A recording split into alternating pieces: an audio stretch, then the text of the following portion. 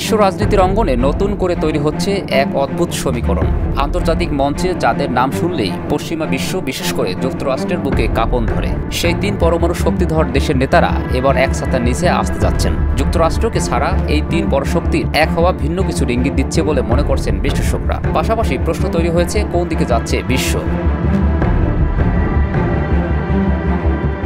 এই 3 নেতার এক হওয়া যুক্তরাষ্ট্রকে কি ইঙ্গিত দিচ্ছে, এটা নিয়েও চলছে আলোচনা। 3 শক্তিধর নেতা হলেন চীনের প্রেসিডেন্ট শি জিনপিং, রাশিয়ার প্রেসিডেন্ট ভলোদিমির পুতিন এবং উত্তর কোরিয়ার সর্বোচ্চ নেতা কিম জং উন। দীর্ঘদিন ধরেই এই 3 দেশের মধ্যে বন্ধুত্বপূর্ণ সম্পর্ক বিদ্যমান থাকলেও পশ্চিমাদের ওপর ক্ষোভ ও স্বার্থের কারণে এবার তারা একসঙ্গে শক্তি প্রদর্শনে নামছেন এমন ধারণা করা হচ্ছে।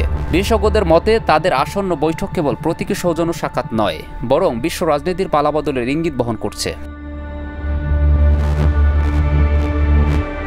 আগামী সপ্তাহে দ্বিতীয় বিশ্বযুদ্ধের সমাপ্তির ৮০ বছর পূর্তি উপলক্ষে চীনের রাজধানী বেইজিংয়ের টিয়ানানমেন স্কয়ারে এক জাঁকজমকপূর্ণ সামরিক কুচকাওয়াজের আয়োজন করা হয়েছে।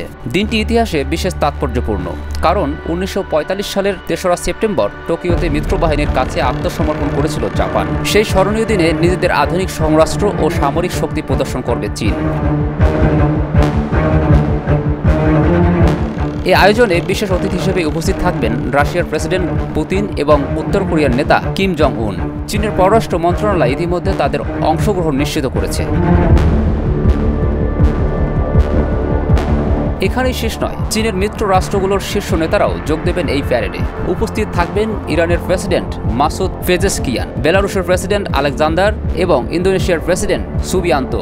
পশ্চিমা শিবিরে সামান্য ভিন্ন সুর আনার মতো করে অনুষ্ঠানে থাকবেন স্লোভাকিয়ার প্রধানমন্ত্রী রবার্ট ফিকো, যিনি একমাত্র ইউরোপের নেতা হিসেবে যোগ দিচ্ছেন।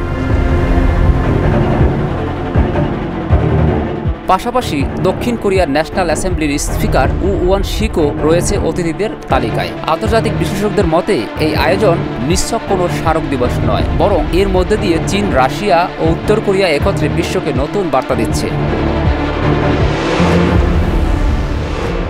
ইউক্রেন যুদ্ধ, তাইওয়ান ইস্যু এবং কোরীয় উপদ্বীপের উত্তেজনা মিলিয়ে যুক্তরাষ্ট্রের নেতৃত্বাধীন পশ্চিমা ব্লকের সঙ্গে তাদের বিরোধ এখন তুঙ্গে। ফলে এই 3 দেশের ঐক্য শুধু প্রতীকী নয়, বরং ভবিষ্যৎ বৈশ্বিক রাজনীতির শক্তি ভারসাম্য পাল্টে দিতে পারে। এখনও স্পষ্ট নয় ভারতের প্রধানমন্ত্রী নরেন্দ্র মোদী এই কুচকাওয়াজে যোগ দেবেন কিনা, তবে তিনি উপস্থিত হলে তা হবে অত্যন্ত তাৎপর্যপূর্ণ, কারণ যুক্তরাষ্ট্রের সঙ্গে দূরত্ব ও চীনের সঙ্গে সম্পর্ক উন্নয়ন ভারতের কূটনীতিকে নতুন মাত্রা দিতে পারে। সব মিলিয়ে বলা যায়, এক ছাতার নিচে 3 পরাশক্তির মিলন কেবল ইতিহাসের স্মৃতিচারণ নয়, বরং বিশ্ব রাজনীতির মোড় ঘোরানোর সম্ভাবনাময় সূচনা।